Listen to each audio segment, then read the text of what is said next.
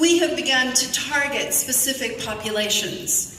We've looked at data, we've done research. We've developed programs in housing that fit the needs of these individual populations. And we've looked at the reasons why they're homeless or why they continue in homelessness. And lo and behold, it worked. We targeted veterans, and we have seen dramatic drops in veteran homelessness. We are targeting youth and families, and we're seeing amazing results. But there's one population that we have ignored, and that is women. We have lumped women in with men. I've talked to other colleagues, and they say, but women are covered, right? They're covered in the other populations. Let me talk to you a little bit about healthcare.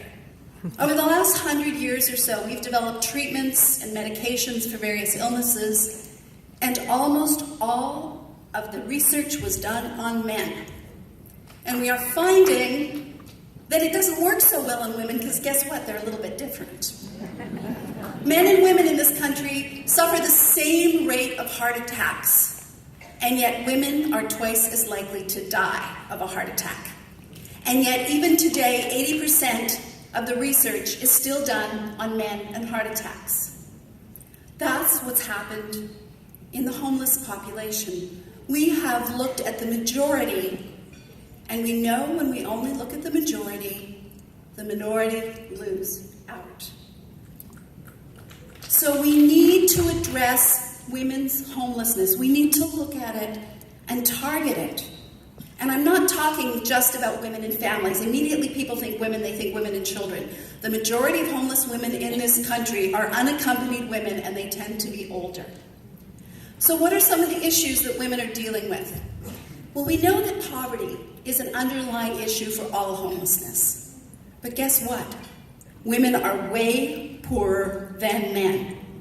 In fact, the gap between men and women in poverty is greater in this country than in any other Western country. Women who are homeless are actually more poor than men who are homeless. They get less money. And of course, wages. We all know about the wage gap. And if you're an African American or Latina woman, you are twice as likely to be poor, and your wage is about 54 to 64 cents on the dollar to what a white man makes. And then, the number one driver of homelessness for women is violence.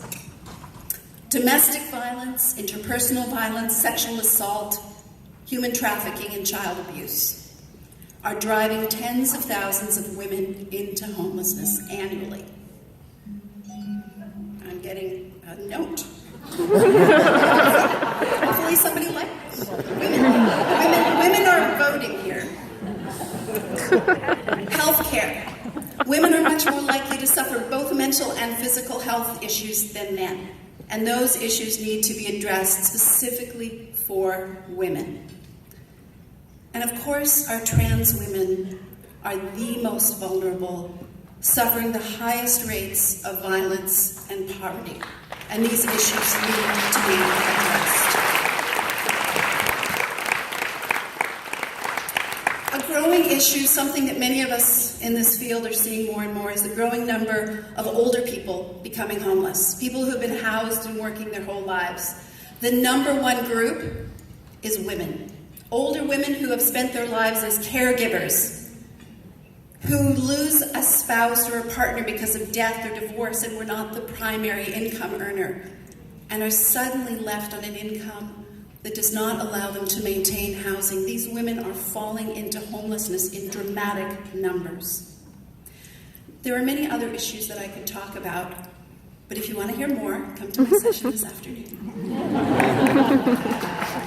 So what do we need to do? Again, we need to look at women as their own population group. We need to gather data and do research on women. We need to listen to the voice of women who are homeless or who have experienced homelessness, and we need to meet their needs, build programs for them, and also meet their aspirations and their hopes. It is no longer acceptable to lump women in with men. We are our own population, and we must end homelessness for women. Thank you.